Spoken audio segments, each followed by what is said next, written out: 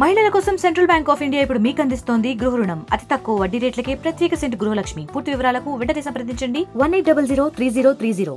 SC వర్గీకరణపై ప్రస్తుతం మనతో మాట్లాడడానికి టీడీపీ రాష్ట్ర అధికార ప్రతినిధి మహాసేన రాజేష్ ఉన్నారు. సార్ నమస్తే. ఎస్సీ వర్గీకరణ అంశం ఎటు తేలే అవకాశం ఉందంటారు? మీ వెర్షన్ ఏంటి? ఇప్పుడు ఈ దేశంలో పేదరికం పెరిగే వర్గం ఏదైనా ఉందంటే అది ఎస్సీలండి.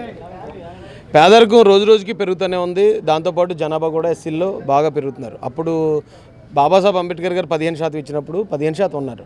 ఇప్పుడు దాదాపు 25 నుంచి 30% పెరిగారు. జనం పెరిగారు, పేదరికం పెరిగినప్పుడు ఒకవేళ ఏదైనా రిజర్వేషన్ల గురించి ఆలోచించాలి అంటే శాతాన్ని పెంచేలాగా ఆలోచించాలి తప్ప ఉన్నదాన్ని తగ్గించే విధంగా ఆలోచించడం అది కరెక్ట్ కాదని నా భావన. ఇది ప్రభుత్వాల దృష్టికి సామరస్యంగా తీసుకెళ్దామని ఒక ప్రయత్నం అయితే చేస్తున్నామండి.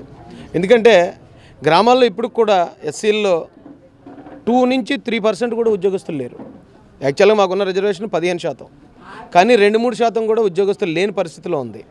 ఇలాంటి సమయంలో చాలా బ్యాక్లాగ్ పోస్టులు పెండింగ్లో ఉన్నాయి. గవర్నమెంట్ సెక్టార్లన్నీ ప్రైవేట్ పరం చేస్తున్నారు. ఈ పరిస్థితిలో ఉన్న ఈ కాస్తదాన్ని కూడా మళ్ళీ ముక్కలు చేయటం అనేది అది కరెక్ట్ కాదు. పంచటం కాదు, పెంచటం అనేది దీనికి పరిష్కారం. పెంచడం అంటే రిజర్వేషన్లు మేమేమో సాధించలేని వాళ్ళు, మేము వెనకబడ్డవాళ్ళు, మాకు అవకాశాలు ఇవ్వండి అని కాదండి. అది రిజర్వేషన్ అంటే మా వాటా హక్కు. ఎంతమంది జనాభా దామాషా ప్రకారం మేము ఎంత ఉంటే మాకు అంత. అంటే మాదిగ సామాజిక వర్గం ఇప్పటికి కూడా అణగదొక్కబడుతుంది అనేది మందకృష్ణ మాదిగ చెప్తున్నారు.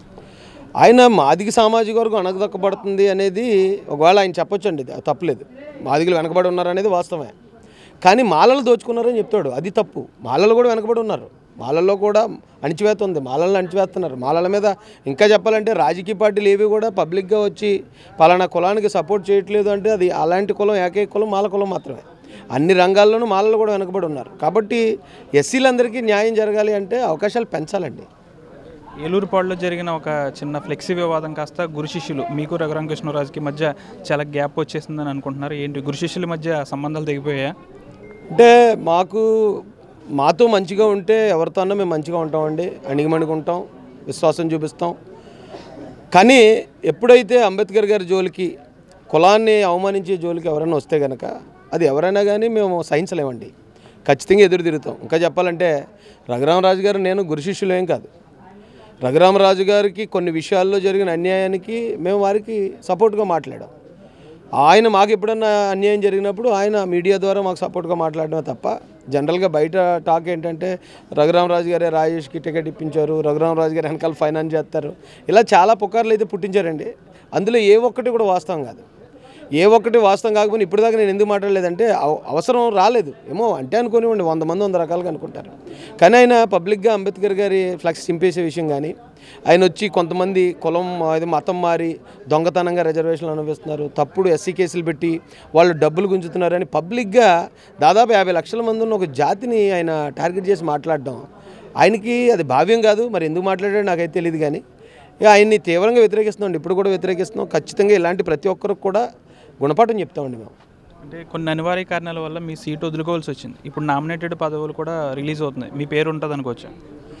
అంటే నేను నా ఎమ్మెల్యే రేసులోనే నా పేరు ఉంటుందని అనుకోలేదండి.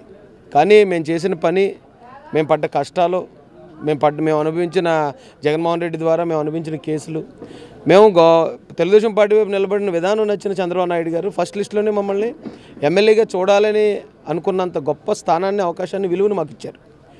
ఇప్పుడు అలాంటి పెద్ద అయినా ఆ సమయంలో నేను పార్టీకి నా వల్ల ఏమన్నా చెడ్డ పేరు వస్తుందేమో, అప్పుడున్న ప్రత్యర్థులు రాజేష్ హిందువులకు వ్యతిరేకం, రాజేష్ పలానా వాళ్ళకి వ్యతిరేకం అని క్రియేట్ చేస్తున్నారు. అది ఎక్కడైతే నా పార్టీ మీద ప్రభావం పడుతుందేమో అని నాకు నేనుగా ఎమ్మెల్యే టికెట్ కూడా వదులుకున్న వ్యక్తిని. ఇప్పుడు ఒకవేళ ఏదైనా పదవుల విషయంలో కానీ లేకపోతే దేని విషయంలో అన్నా పెద్దలు ఏం ఆలోచిస్తారో వారి ఆలోచన మేరకే జరుగుతుందండి. అయితే వాస్తవానికి నేను ఎప్పుడైతే టికెట్ వదులుకున్నానో అయినోడు కానోడి చేత అవమానాలు పడుతున్నాను. నేను పార్టీ గెలిచిన తర్వాత చాలామంది చక్కగా పదవుల్లో ఉన్నారు, చాలా మంచిగా వాళ్ళు ఇదయ్యే పరిస్థితి ఉంది ఇప్పటికి కూడా. కానీ నా పరిస్థితి ఏమొచ్చిందంటే అప్పుడు నేను వైసీపీ మీద పోరాడినప్పుడు అవమానాలు, కేసులు, రౌడీ షీట్లు పెట్టించుకున్నాను. ఇప్పుడు కూడా నాకు ఇష్టమైనోడేమో అరే ఎమ్మెల్యే అవ్వాల్సినోడు రా, అనవసరంగా వదిలేసేవరా అని జాలి. ఆ జాలి అసలు భరించలేకపోతున్నాను. నాకు ఎవడన్నా వ్యతిరేకంగా ఉన్నవాడు అందుకే రాని ఎమ్మెల్యే సీటు పోయిందని ఆడు తిడుతున్నాడు.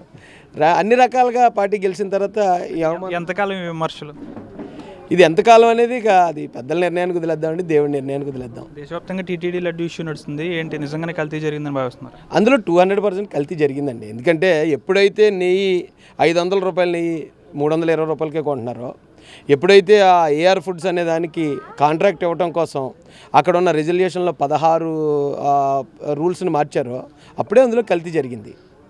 రాష్ట్రంలో కూటమి ప్రభుత్వం 100 రోజు పాలనపై మీ యొక్క మంచి ప్రభుత్వం అండి, ఇది మంచి ప్రభుత్వం, ప్రజల కోసం ఆలోచించే ప్రభుత్వం. ప్రతి కులం గురించి, ప్రతి మతం గురించి, చిన్న పిల్లోడి దగ్గర నుంచి ముసలోడి దాకా ఆలోచించే ప్రభుత్వం. ఈ ప్రభుత్వం సుస్థిరంగా ఉంటుంది.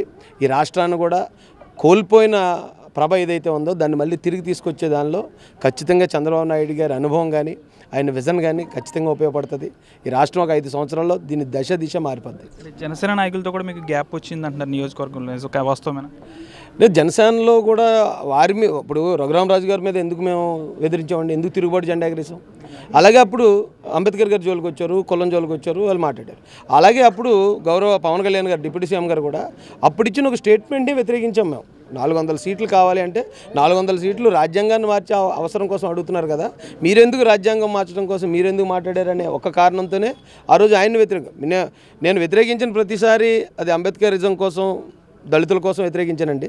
వ్యతిరేకించిన ప్రతిసారి ఒక దెబ్బతిన్నాను, నేను ఒక నష్టం చవి చూశాను, పైకి లేచిన నుండి నేలకు పడ్డాను. అయినా కానీ ఆయన మాకు నేర్పించింది ఒకటే అండి, ఎన్ని దెబ్బలన్నా తిను, ఎన్ని అవమానాలన్నా పడు, బట్ న్యాయం వైపు నిలబడు.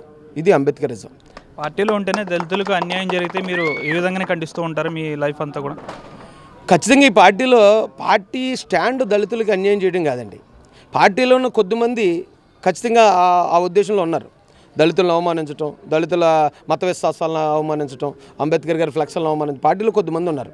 వాళ్ళని ఖచ్చితంగా మేము ఖండిస్తాం. ఖండించకపోతే ఏమవుతుందంటే, గతంలో అనంతబాబు ఒక దళితుని చంపి డెడ్ బాడీ డోర్ డెలివరీ చేశాడు. అతన్ని జగన్మోహన్ రెడ్డి ఖండించి ఉండుంటే దళితులు ఆయన మీద వ్యతిరేకం అవ్వకుండా ఉందిరండి, పార్టీ మీద వ్యతిరేకం అవ్వరు. కానీ ఈయన ఏం చేశాడు, దళితుల మీద దాడి జరిగిన ప్రతి ఒక్కరిని వాళ్ళని సస్పెండ్ చేయకుండా వాళ్ళని వెనకేసుకొచ్చాడు. వెనకేసి రావడం వల్ల దళితులు మొత్తం పార్టీకి దూరం అయ్యాం.